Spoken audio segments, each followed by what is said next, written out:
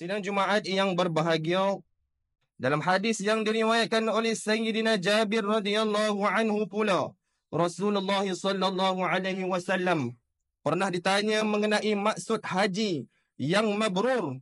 Maka baginda sallallahu alaihi wasallam bersabda yang bermaksud haji yang mabrur ialah menjamu makanan dan menuturkan kata-kata yang baik. Riwayat Ahmad. Hadis ini menjelaskan bahawa kesan haji yang mabrur dapat dilihat melalui perubahan positif pada akhlak seseorang.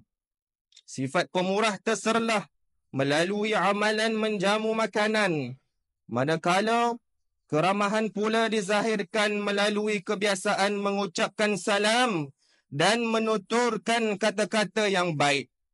Haji yang mabrur juga dapat dibuktikan apabila peribadi seseorang menjadi lebih baik berbanding sebelum menunaikan haji. Termasuklah peningkatan amal ibadah serta hubungan yang lebih harmoni dengan sesama manusia. Setelah menunaikan haji, setiap Muslim wajar membaharui taubat sebagai tanda penyesalan atas dosa yang lalu serta berazam untuk membaiki diri.